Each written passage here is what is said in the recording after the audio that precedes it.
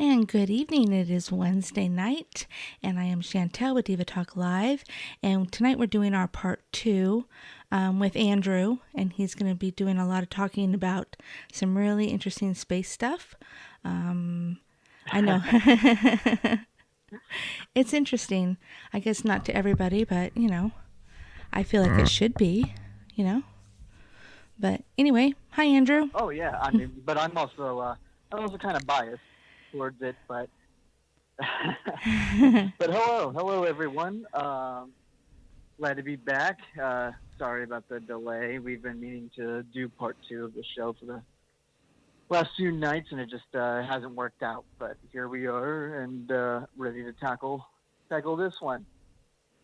Yeah, well, I have a question. Well, I have a couple questions for you.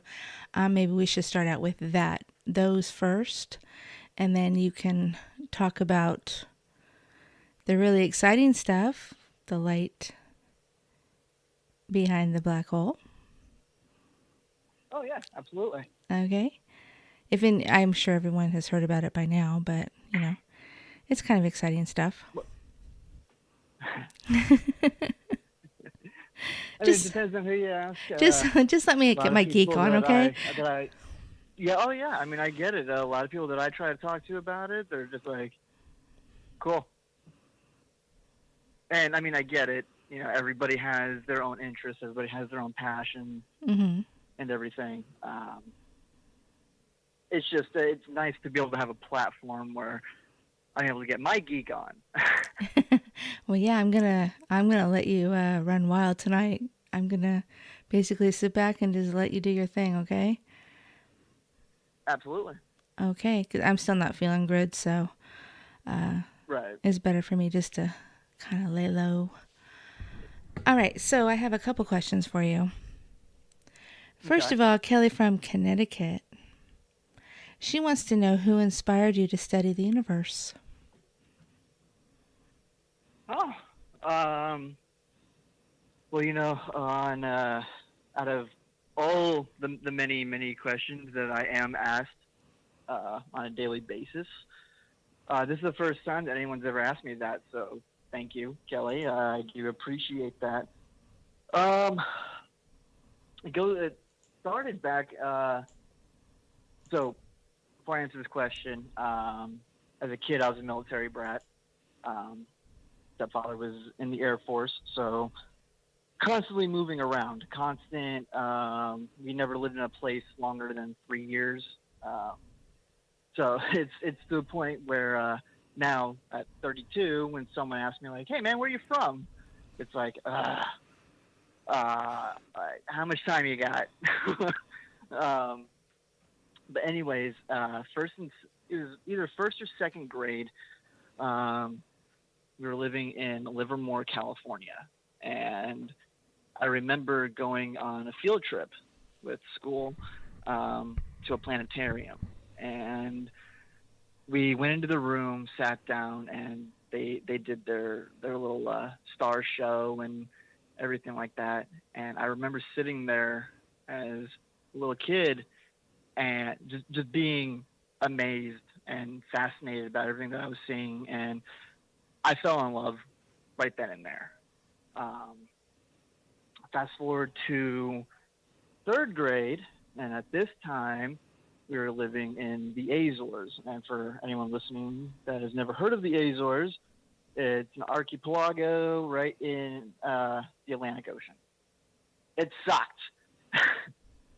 um, the one cool thing about living in a place like that is there was zero light pollution.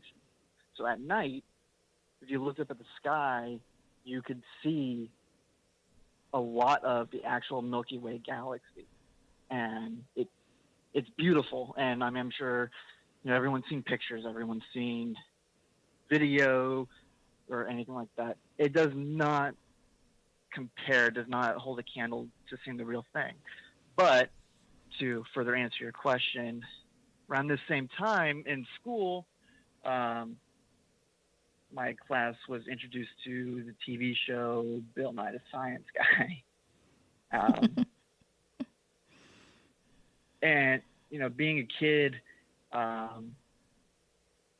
having someone who made something like learning science fun and exciting, it was right on my alley.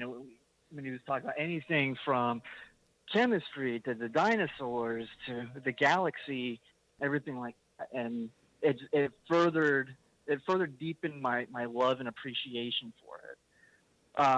As I got older, it became a little less Bill Nye and a little more Neil deGrasse Tyson. If anyone listening is not familiar with him, he's like the number one. He is like the celebrity astrophysicist.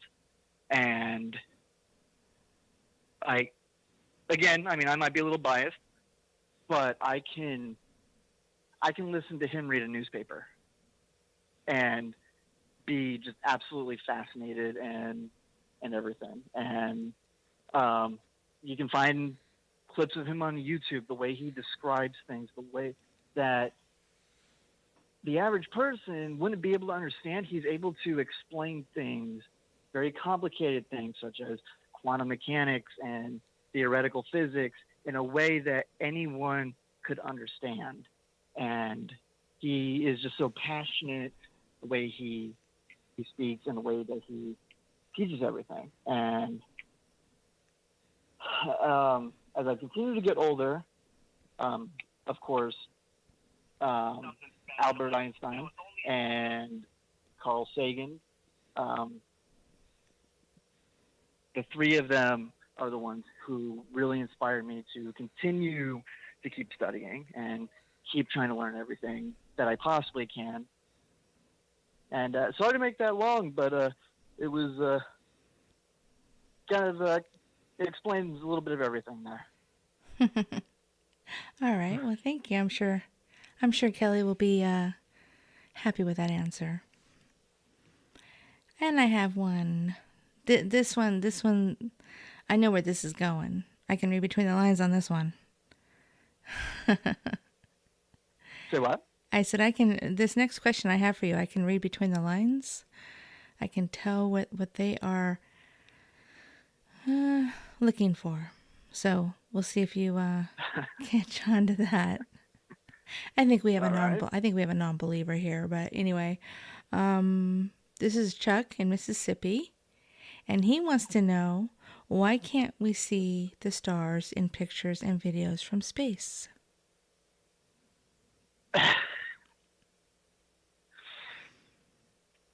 Why can we not see stars in pictures and videos from space? Believe it or not, this is not the first time I've been asked this question this week.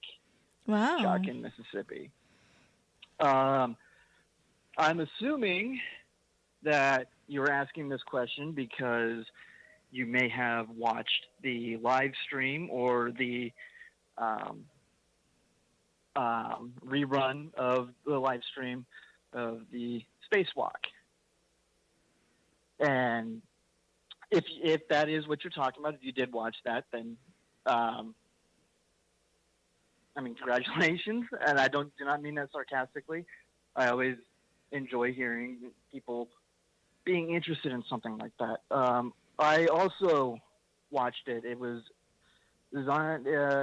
being live streamed Saturday night. Unfortunately, I was not able to watch the entire thing. Like most people, I did not have a few hours that I could dedicate to just watching it, as much as I wish I could. So, to answer your question, I'm like you said, I'm kind of reading between the lines here, and I feel like maybe you are fishing for something. That was kind of my gut instinct there. Right. Yeah. I know it's really hard to tell tone through written text, written word, or anything like that. But I think I'm picking up on it here. So, why can we not see stars when we look at pictures and video from space? So, Chuck, I'm going to answer your question with a question. Have you ever use your cell phone at night, go outside, take a picture of the moon or the stars without adjusting any of your settings, chances are you have, because most people have. It's something that they don't think about. And the end result is no matter how big and bright that the moon or the stars appear, when you take that picture without adjusting those settings, the end result is just a smeared, smudged mess. And the reason for that is because the object that you were trying to take a picture of, such as the stars or the moon, they are way too bright. Way too bright. And your little camera cannot take a clear picture with that amount of light coming at it. So, it's a little something that is called astrophotography. Real thing. It has been a real thing ever since the 60s, since we landed on the moon. And believe you me, that is something we're going to get into tonight. So, astrophotography, what that is with your cameras, if you're not listening on your cell phone, if you're listening on a computer or something like that, pull up the camera on your cell phone. Go into your settings, and you will see that most smartphones with the cameras on there, they have some really insane settings now.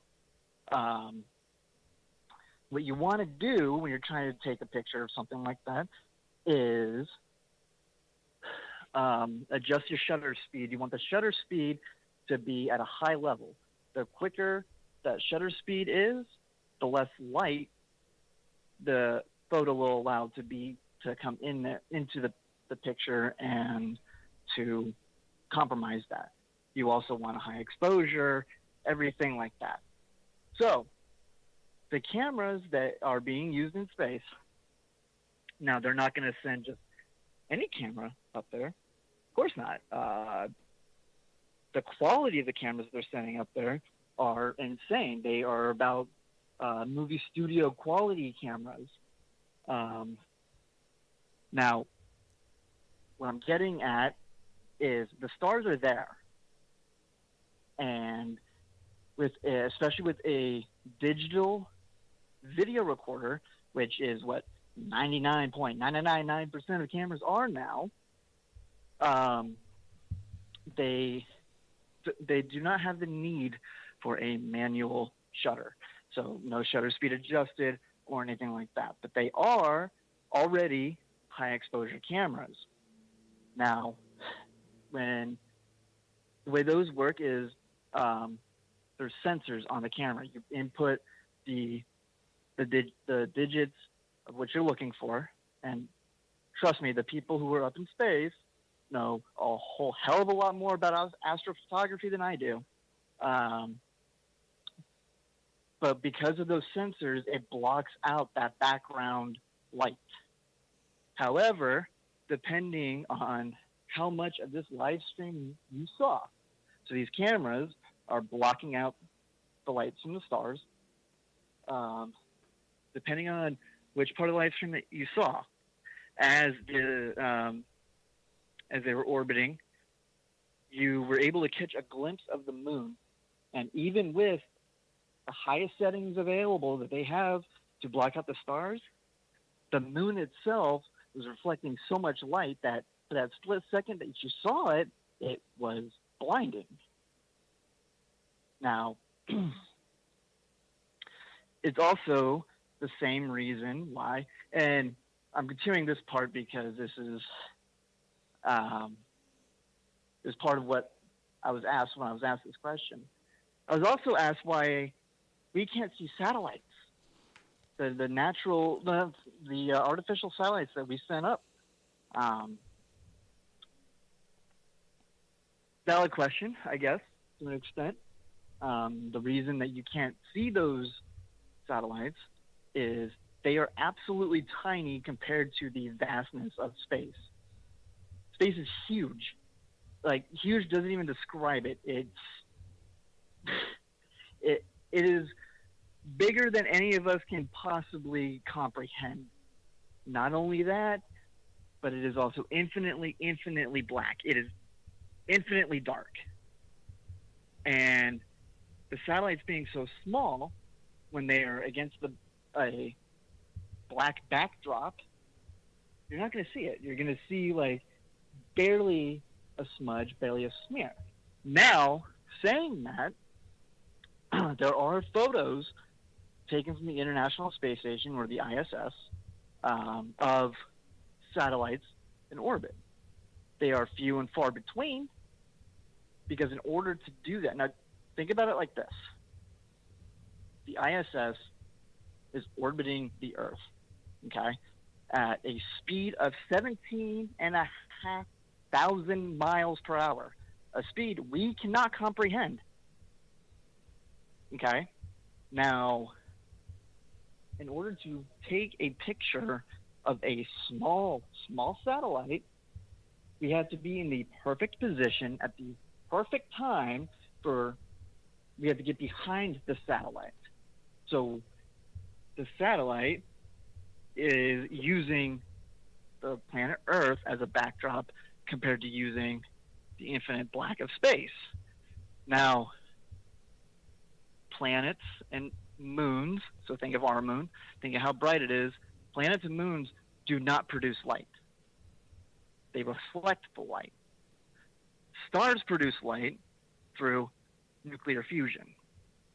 So any planet that you've ever seen, whether it's up in the sky or through pictures or video, whatever, any of that light that you see coming off of it is just a reflection of the star that it's orbiting. So, high exposure to block out the insane amount of background light that comes in. So they're effectively dimming it is what I'm getting at. That's really the easiest answer there. That's the short answer. I went scientific and then just easy as possible. Alrighty. So, well, hopefully that answers Chuck's question and he can get some sleep tonight. I can just imagine someone in Mississippi sitting there and like looking at the camera settings and just being like, "What?" I can't even talk about that because, yeah, I'm not talented with that.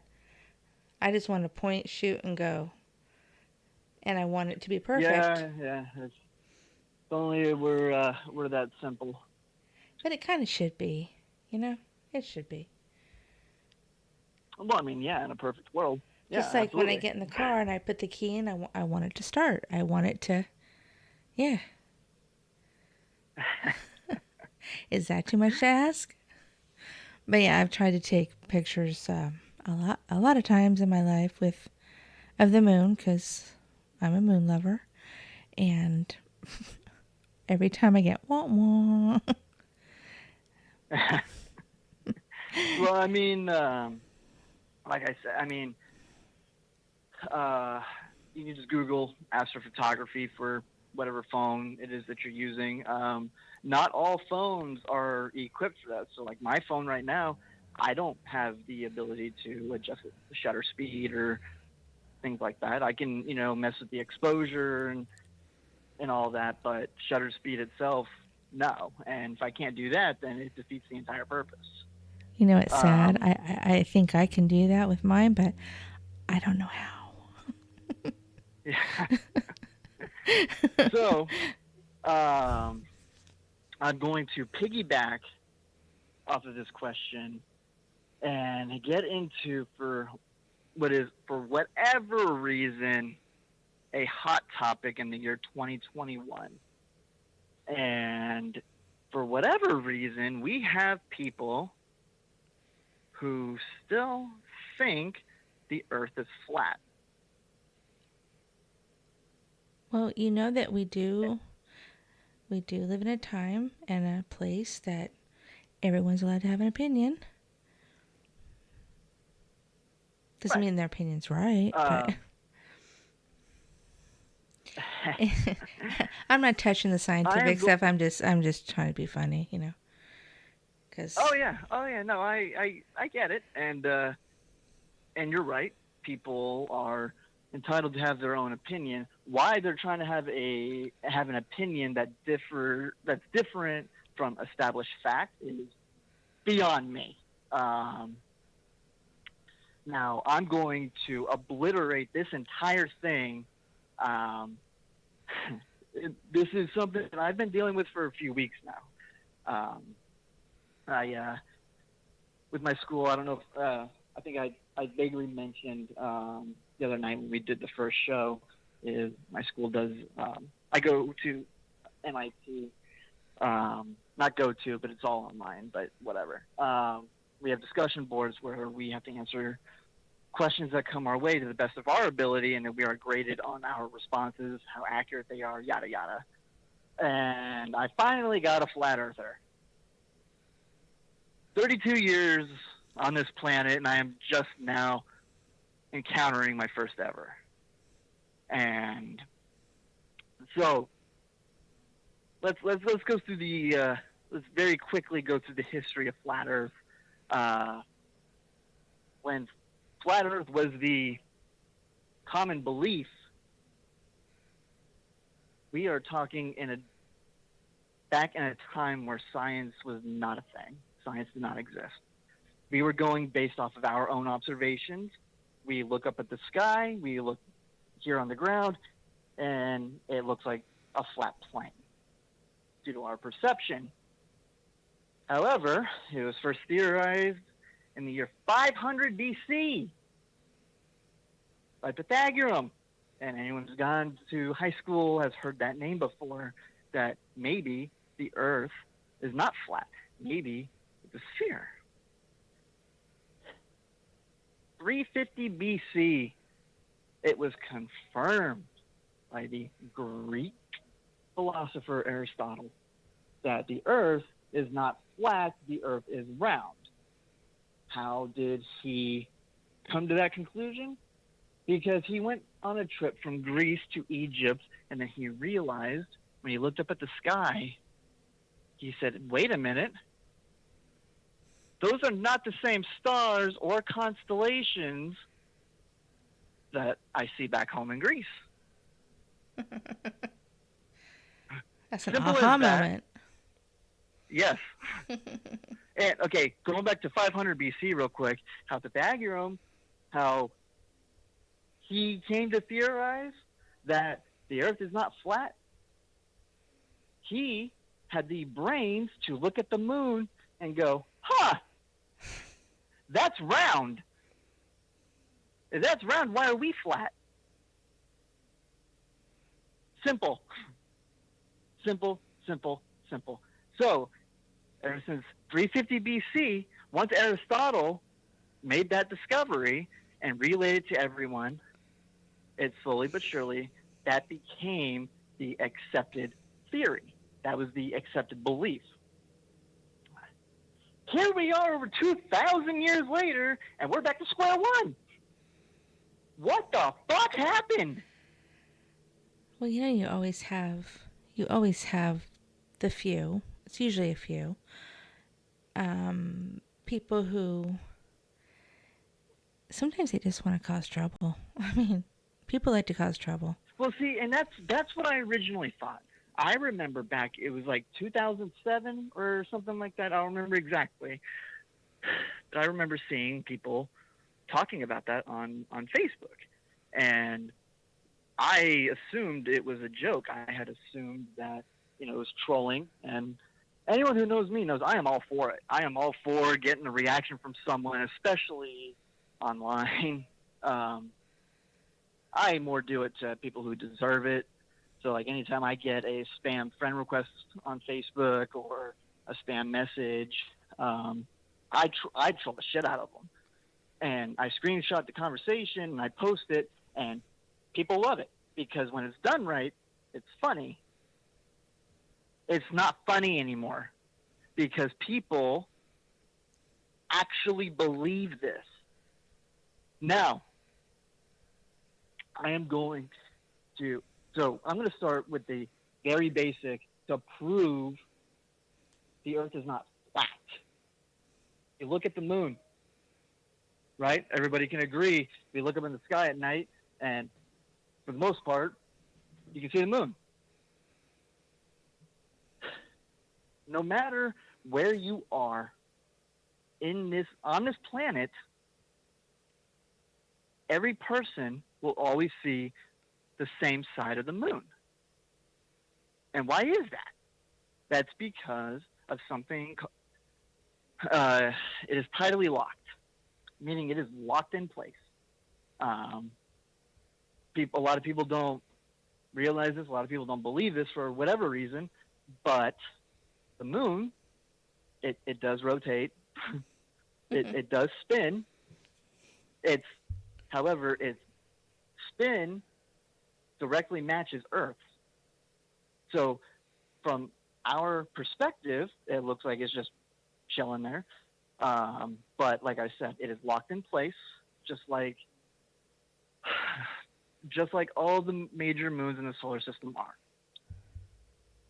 But that's where this saying, the dark side of the moon, comes from, and I'm sure everyone has heard of that. If not, then you're a lost cause. Google it. Yeah. In order to see that the dark side of the moon, the only way to do that is to get behind it. Meaning, you gotta shoot off into space. You gotta fly behind it and observe it. Now, if the Earth was flat, then where you stand will determine which side of that moon that you see. And there would be no such thing as the dark side of the moon. We would be able to see every single angle of it at any given time. To prove this, if you do not believe that, well, first off, if you can't understand this, if you cannot fathom the basics of what I am saying right now, it's going to be a rough show. I hate to break it to you. But to prove this, grab two people, put them at different ends of the room or wherever you're at, and stand in the middle. You're on a flat surface. Do these two people see the same side of you? No. No, they do not. So, flat Earth theory.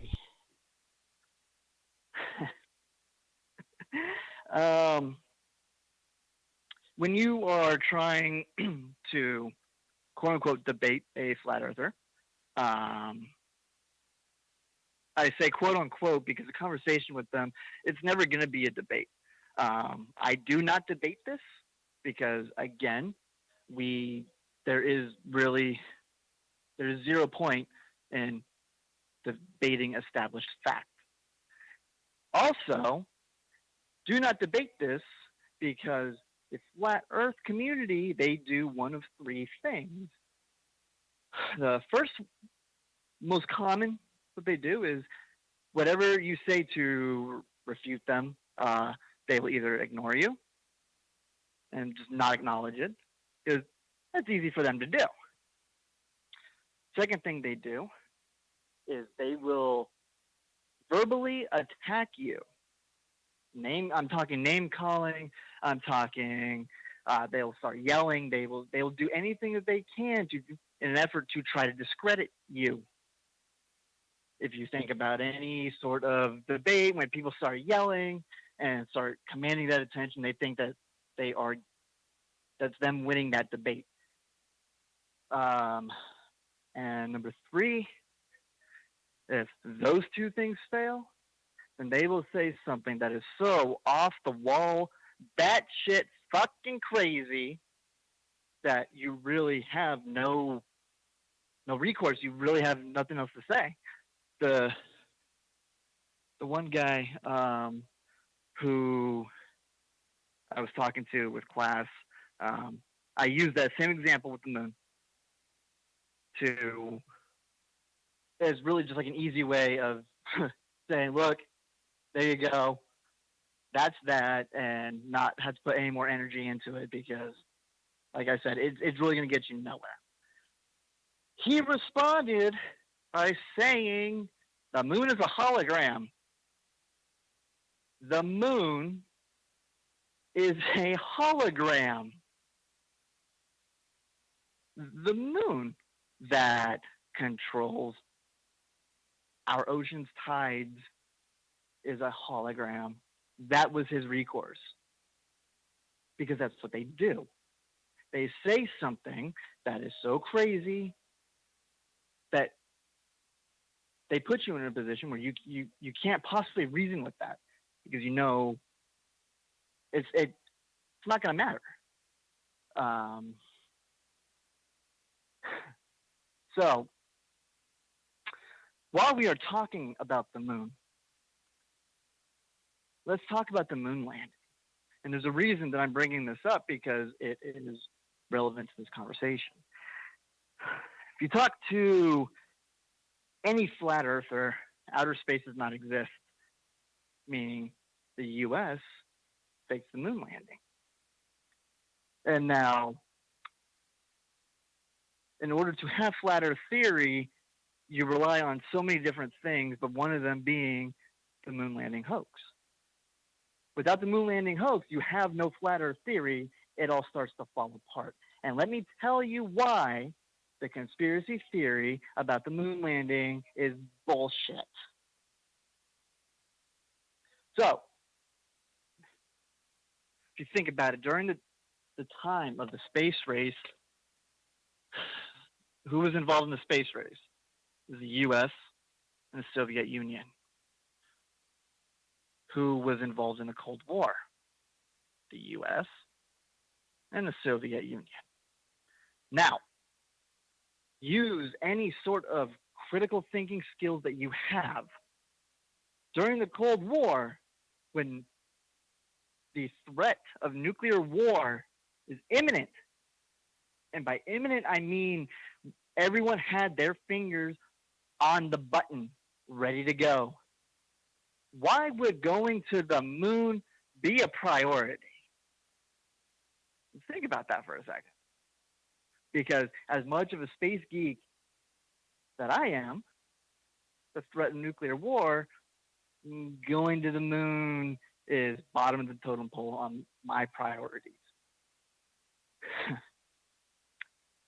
Now,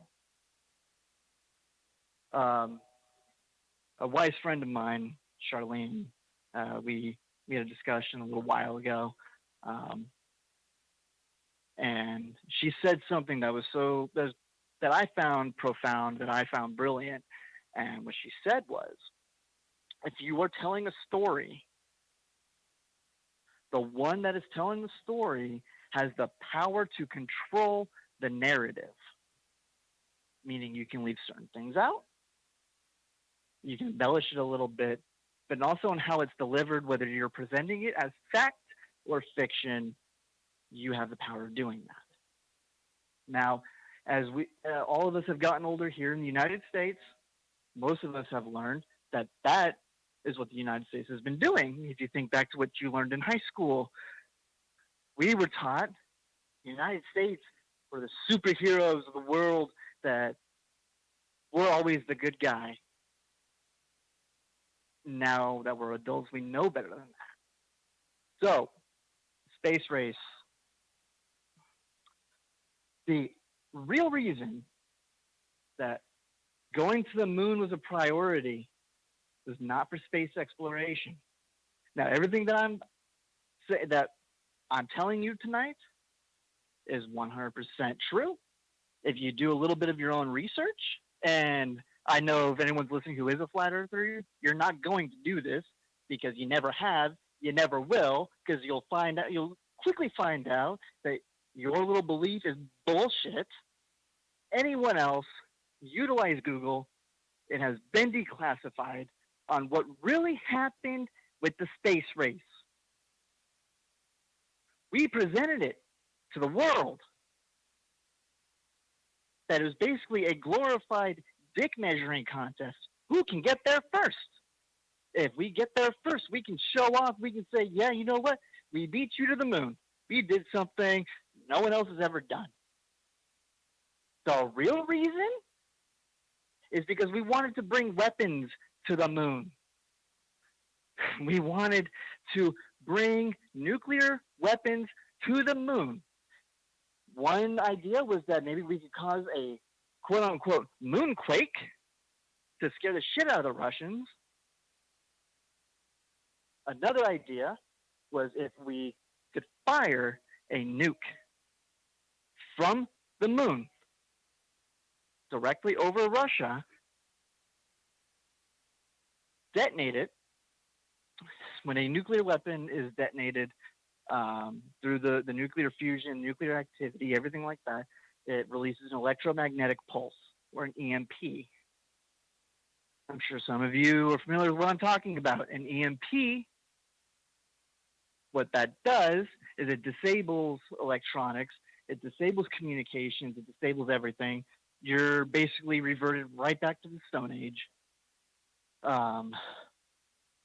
Now, if you listen to any flat Earth theory, their big thing with the moon landing is we haven't been back, and how NASA openly talks about how we no longer have the technology that got us there because we destroyed it.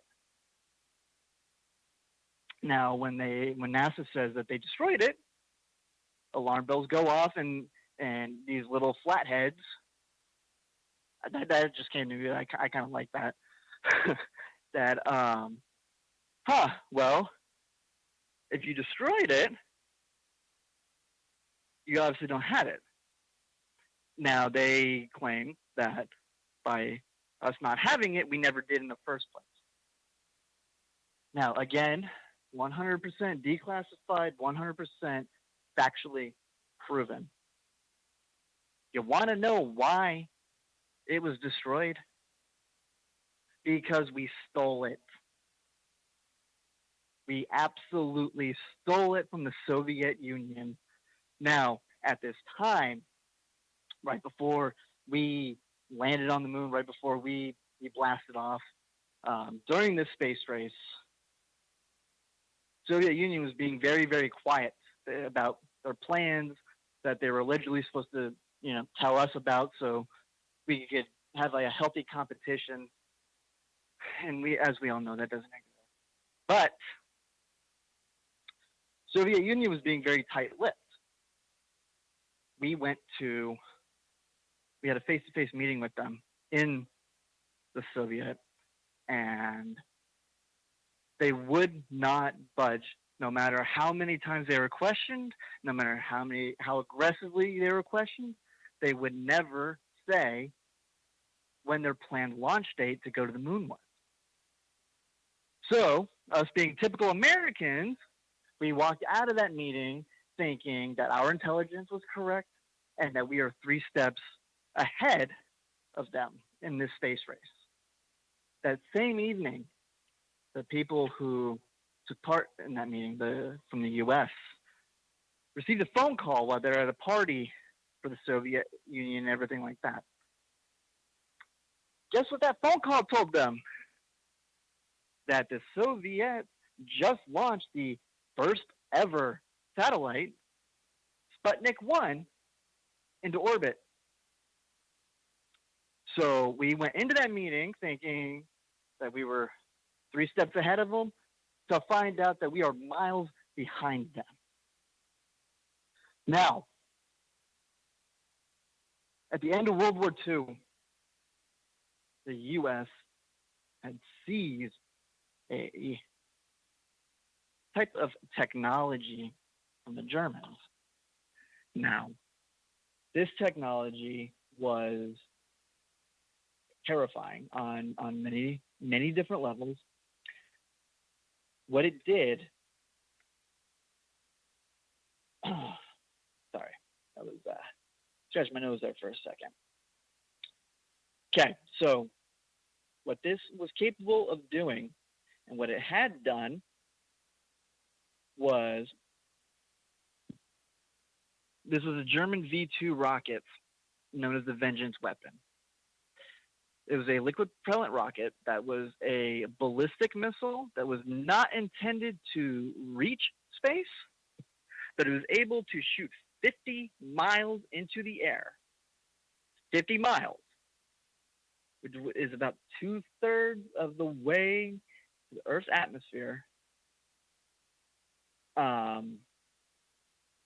And what it would do is when it was launched up, it would also release, I don't remember what the exact number was, but it would release many, many different types of smaller missiles.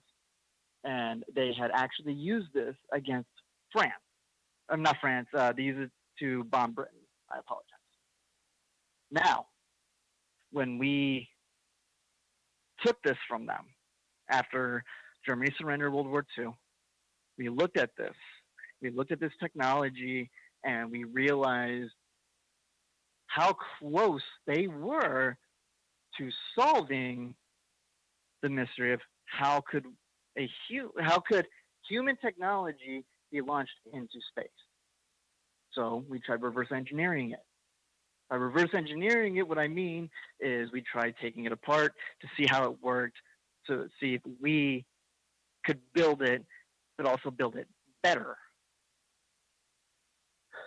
A rocket that launches into space, it's really just mathematical explosions. That's really all it is. That's a very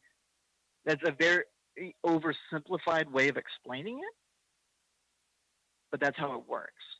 From ignition to blast off, once it reaches, depending on the rocket, everyone has different capabilities, but once it reaches a certain height, as the resources that are attached to the rocket are depleted, it sheds that as dead weight, freeing up thousands of pounds to further propel that rocket.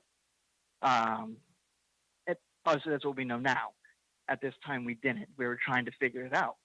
And we had a working prototype right there in front of us. The Soviet Union knew about that. They hadn't heard about that. They were our allies in World War II. They heard about it, and they were interested. So in the 50s, towards the early 60s, when we were working on this, what ended up happening is at this time, people talk shit about Russia now. They're like, oh, Soviet Union collapsed. How great could they have been? What a lot of people don't realize is that during this time, the Soviet Union not only was their space program miles ahead of us, but the KGB, which was basically the Russian CIA, was a lot better than our CIA. Like it may seem hard to believe, but at that time we were up against an absolute titan of a threat with nuclear war. We felt like we were fighting an uphill battle, which is why we had to get to space. Because we figured that would be our best option if it came to nuclear war. Now, typical American fashion, branches of the military, which still goes on today, but maybe not to the same extent, but the Navy and the Air Force were rivals. While this technology was being developed, it was also bungled on the other side, and all of our research, all of our data ended up in the hands of the Soviets. Not at this point, not only were we miles behind, now we are tens of miles behind. Because now we again have to start from square one. And they have everything. So what happened? The CIA got involved. The CIA hijacked their equipment, gave it to NASA, and the rest is history. We went to the moon. Now, flat earthers are going to sit there and say, that does nothing to prove that we went to the moon. Absolutely. I agree. And you're probably wondering, I thought we were talking about flat earth. Why are we talking about the Cold War? Blah, blah, blah, blah, blah. When we were on the moon, 2 countries confirmed they intercepted the radio transmissions from the Apollo space crew to NASA that was not being filmed and shown on live television. First country was England. Second country was the Soviet Union. Now, you, again, use any sort of rational or logical thinking. If your country is facing the imminent threat of nuclear war to the point where our hands are on that button, ready to go, why would you lie and confirm that you just lost the space race? And if you sit there and you try to tell me, you try to come up with any sort of reason to justify it or to make it up, you're just going to further prove the next 2 points I'm going to make. You cannot tell me from a logical, political, rational point of view why the Soviet Union would admit defeat if they were lying. Flat earthers, they have 2 things in common, and the 2 things they have in common are not the fact that their IQ looks a lot like their age in the double digits. They exhibit what is known as the Dunning-Kruger effect. Dunning-Kruger effect is a hypothetical cognitive bias, and what that means is that if you have a low experience and expertise in a certain level, your understanding of that area is so low that you overqualify yourself. You assume that you, through some sort of bias in your brain, you assume you know more than everybody else. When in reality, you don't know shit.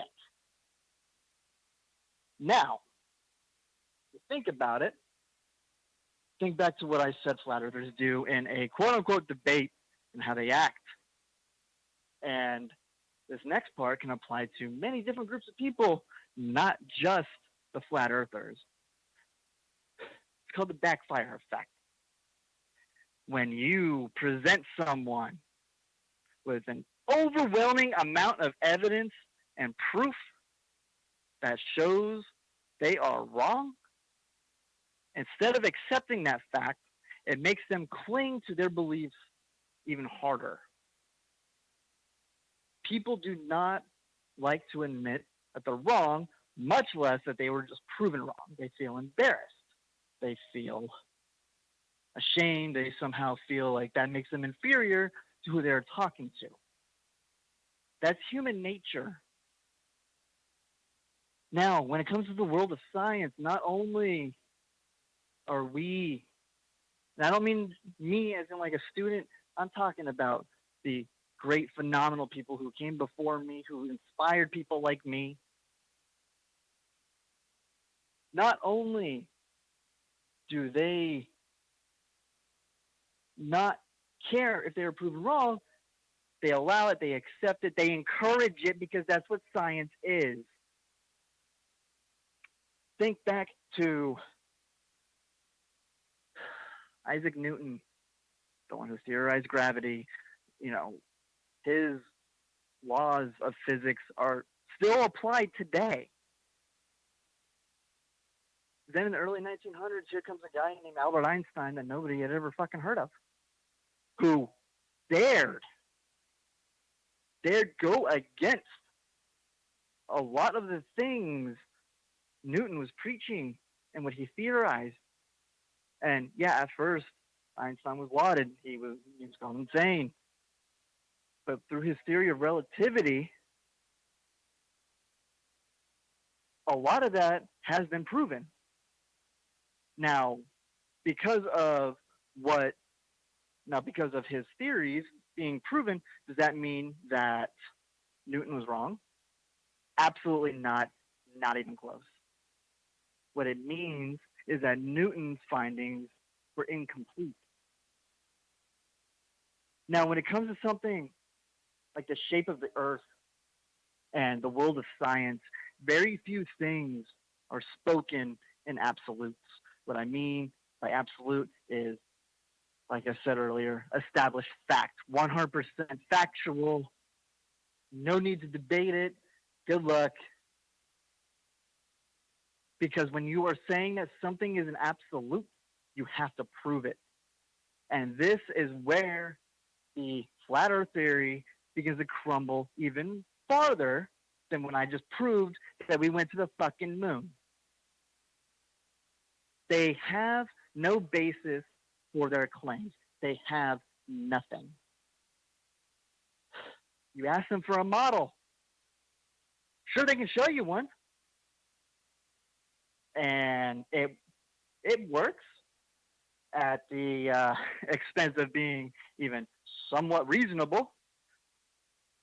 On that flat Earth model that most people typically use, they cannot explain rationally, scientifically, the phenomena such as night and day. They cannot explain phenomena such as weather, seasons, or time zones, or anything like that.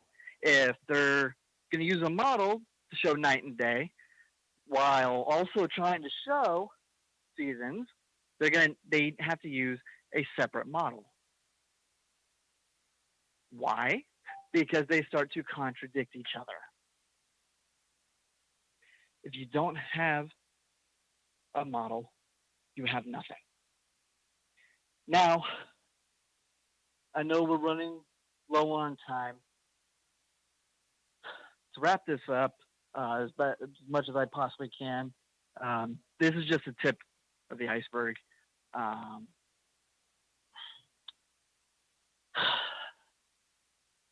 We live in a free society.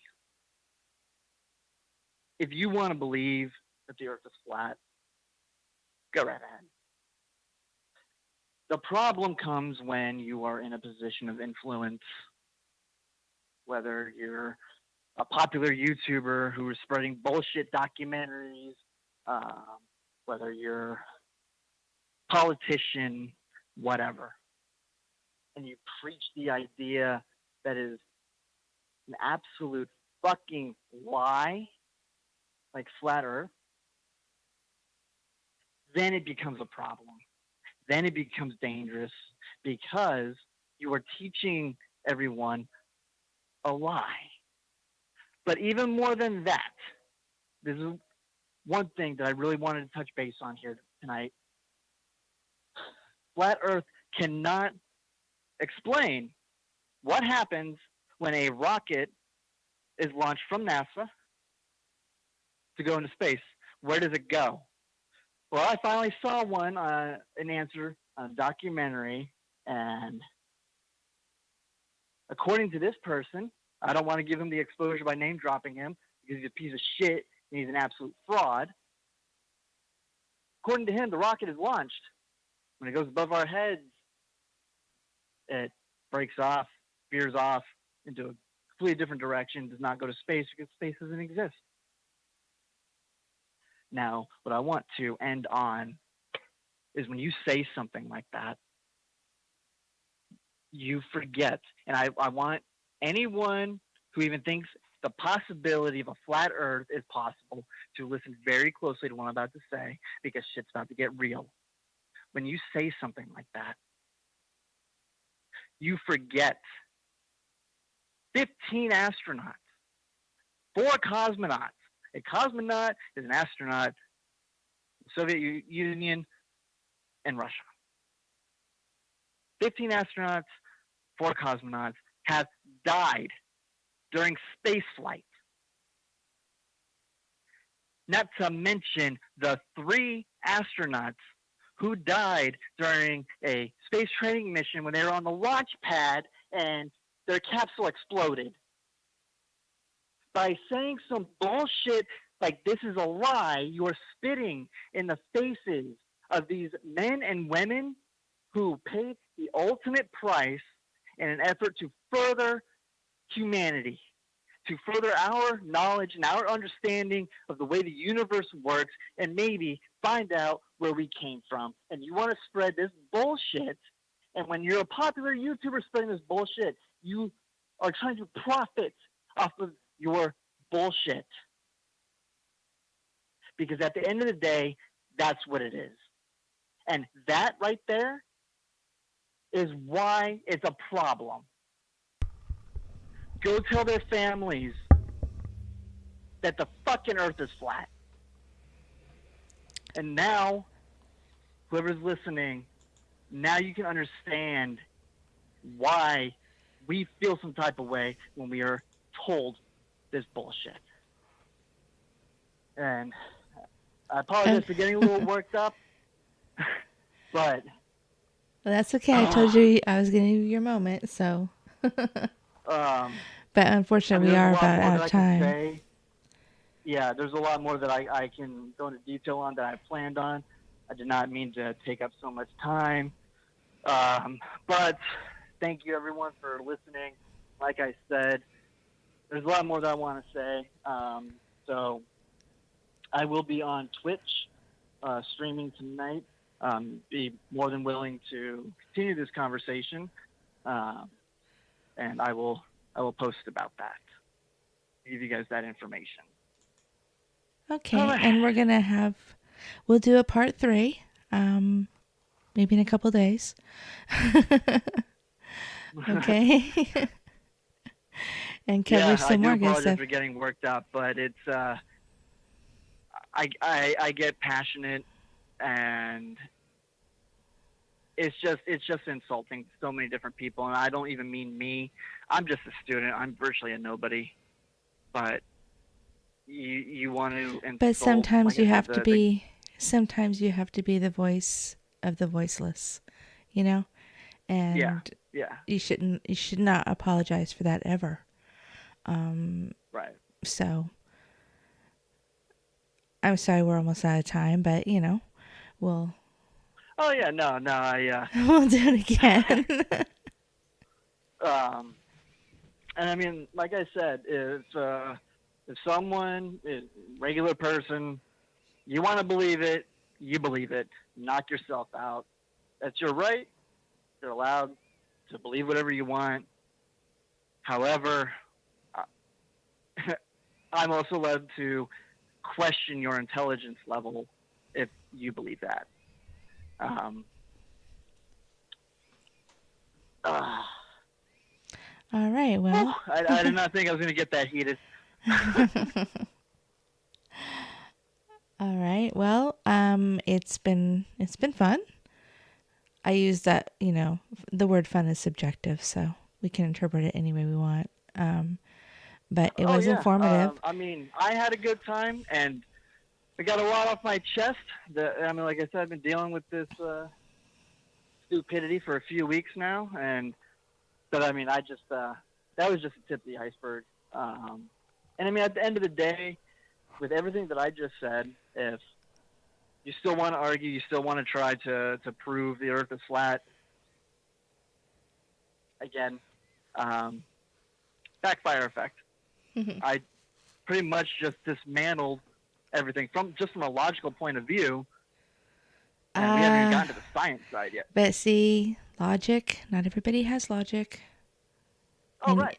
If somebody doesn't have logic, and you can't rationalize with the irrational, you just can't, and you'll end up stressing yourself out over it, and nothing will change. You know what I mean? Just remember that. And I mean, that's what I was saying. Everyday person, I don't care. You believe what you want, but when you're in a position of influence, it becomes a problem. But Right. that I'll save that for part 3. Like I said, I will be on Twitch tonight, very shortly. Anybody who wishes to continue that conversation, by all means, I'm always willing to geek out over something like that. So, All right. Well, thank you, Andrew, very much for explaining all that to us and giving us some well, thank you. Thank you information. for having me, and I look forward to doing it again. And thank you, everybody, for listening. And like I said, we'll do it again in the next few days. And we'll go to part 3. So anyway, until then, stay safe, have a happy night, and take care. Good night, everyone.